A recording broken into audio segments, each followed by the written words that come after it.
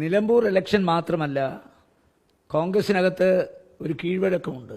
ആ കീഴ്വഴക്കം അനുസരിച്ചിട്ട് കാലാകാലങ്ങൾ വരുന്ന KPCCയുടെ പ്രസിഡന്റാണ് പരമാധികാരി, പാർട്ടിയുടെ പരമാധികാരി.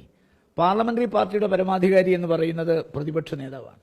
അപ്പോൾ സ്വാഭാവികമായി കഴിഞ്ഞ കാലഘട്ടങ്ങളിലൊക്കെ തെരഞ്ഞെടുപ്പുകൾ വിജയമുണ്ടാകുന്ന സമയത്ത് ആ വിജയത്തിൻ്റെ പരിപൂർണമായ ഉത്തരവാദികൾ KPCC പ്രസിഡന്റും പ്രതിപക്ഷ നേതാവും ആയിരിക്കും.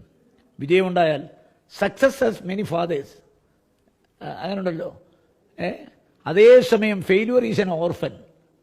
ഫെയിലുവർ ഉണ്ടായ ഒരു തോൽവി ഉണ്ടായിക്കഴിഞ്ഞാൽ ആ തോൽവി അനാഥമാണ്, അതിൻ്റെ പ്രതിത്വം ഏറ്റെടുക്കാൻ ആരും വരില്ല. അതേസമയം ഒരു വിക്ടറി ഉണ്ടായിക്കഴിഞ്ഞാൽ, ഒരു സക്സസ് ഉണ്ടായിക്കഴിഞ്ഞാൽ അതിനൊരുപാട് അവകാശികൾ വരും. ഇവിടെ ഇപ്പോൾ നമ്മളൊരു കാര്യം മനസ്സിലാക്കുന്നത്, കേരളത്തിൽ ശ്രീ കരുണാകരൻ്റെയും ആന്റണിയും കാലത്ത്, അതുപോലെ തന്നെ ശ്രീ ഉമ്മൻചാണ്ടിയുടെയും രമേശിൻ്റെ കാലത്ത് അവർ നടത്തിയിട്ടുള്ള വിജയത്തിൻ്റെ മുഴുവൻ ക്രെഡിറ്റും അവർക്കാണ്. ഇപ്പോൾ അതിൻ്റെ ക്രെഡിറ്റ് സുധാകരൻ പ്രസിഡൻ്റായിരിക്കുമ്പോൾ അദ്ദേഹത്തിനും സതീശനുമാണ്. ഇപ്പോൾ സണ്ണി ജോസഫ് പ്രസിഡൻ്റായി വന്നു, BD സതീശൻ വന്നു. അതിനകത്തൊരു തർക്കത്തിന് കാര്യമില്ലല്ലോ. കേരളത്തിലൊരു പ്രതിപക്ഷ നേതാവുണ്ട്, ഒരു PCC പ്രസിഡന്റ്. അവരുടെ കൂട്ടായ ഉത്തരവാദിത്വമാണ് എല്ലാവരെയും കൂടി സഹകരിപ്പിച്ച് മുന്നോട്ട് പോകാം. ഈ നിലമ്പൂർ വിജയത്തിൻ്റെ ക്രെഡിറ്റ് ആരും അങ്ങനെ ഒറ്റയ്ക്ക് അടിച്ചെടുക്കാൻ ശ്രമിച്ചില്ലല്ലോ. സതീശൻ്റെ പ്രസ്താവന എല്ലാം നമ്മൾ ശ്രദ്ധിച്ചില്ലേ? അദ്ദേഹം പറഞ്ഞത് ഈ വിജയം കൂട്ടായ ഒരു കളക്റ്റീവായ ലീഡർഷിപ്പിൻ്റെ ഫലമാണ്. അത് കോൺഗ്രസിനകത്തെ കളക്റ്റീവ് ലീഡർഷിപ്പ്, മുന്നണിക്കകത്തെ കളക്റ്റീവ് ലീഡർഷിപ്പ്. ഇത്രയും ഐക്യത്തോടുകൂടി, ഐകമത്യത്തോടുകൂടി ഒരു തെരഞ്ഞെടുപ്പിനെയും ഈ അടുത്ത കാലത്തൊന്നും നമ്മൾ നേരിട്ടിട്ടില്ല.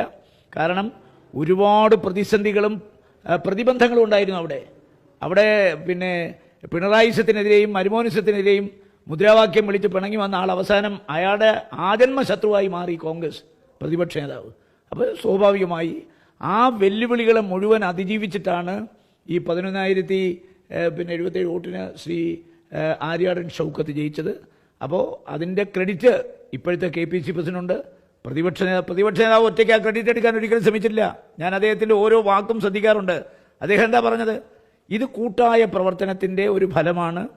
പരാജയപ്പെട്ടിരുന്നെങ്കിൽ അതിൻ്റെ ഉത്തരവാദിത്വം ഞാൻ ഏറ്റെടുക്കും, എനിക്ക് മാത്രമാണ് പരാജയപ്പെട്ട.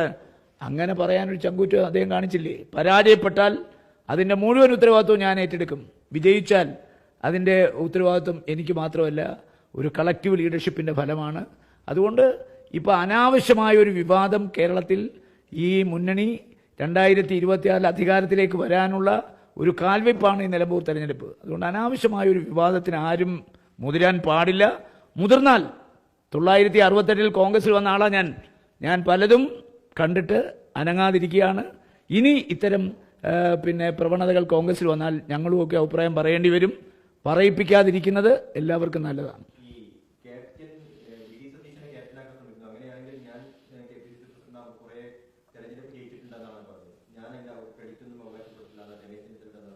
അത് തെറ്റാണല്ലോ.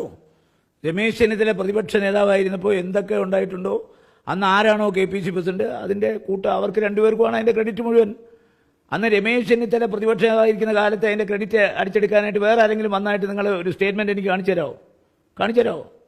ഉമ്മൻചാണ്ടിയും രമേശ് ചെന്നിത്തലയും നേതൃത്വത്തിലുണ്ടായിരുന്ന കാലത്ത് എന്തൊക്കെ കേരളത്തിൽ നിന്നിട്ടുണ്ടോ അതിൻ്റെ മുഴുവൻ ക്രെഡിറ്റും രമേശിനും ഉമ്മൻചാണ്ടിക്കുമാണ്. അന്ന് ഒരു അവകാശവാദവുമായി ആരും വന്നിട്ടില്ല.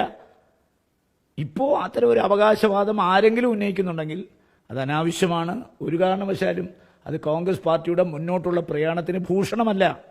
അതേ എനിക്ക് പറയാനുള്ളൂ. ഈ കാലാകാലങ്ങളിൽ ആരാണോ നേതൃത്വത്തിൽ, ആ നേതൃത്വത്തിൽ ഇരിക്കുന്നവർക്കാണ് പരാജയം ഉണ്ടായാൽ അതിൻ്റെ ഉത്തരവാദിത്വം, വിജയം ഉണ്ടായാൽ അതിൻ്റെ ക്രെഡിറ്റ് അവർക്കാണ്. എന്ത് കൂട്ടായ നേതൃത്വമാണെന്ന് പറഞ്ഞാൽ പോലും ലീഡർഷിപ്പിൽ ഇരിക്കുന്നവർക്കല്ലേ അതിൻ്റെ പിതൃത്വം. ഒന്നാലോചിച്ച് നോക്കെ, ലീഡർഷിപ്പിൽ ആരാണോ, അത് AK ആന്റണി കരുണാകരൻ്റെ കാലത്ത്, ഉമ്മൻചാണ്ടി രമേശിൻ്റെ കാലത്ത്, അപ്പോൾ ഇത് ആരാണോ മുല്ലപ്പള്ളി രാമചന്ദ്രനും രമേശ് ഇരുന്ന കാലത്തും എല്ലാം കൂട്ടായ നേതൃത്വമാണെങ്കിലും അതിൻ്റെ ക്രെഡിറ്റ് കൊണ്ടുപോകുന്നത് PCC പ്രസിഡന്റും പ്രതിപക്ഷ നേതാവുമാണ്. അതിന് യാതൊരു തർക്കവുമില്ല.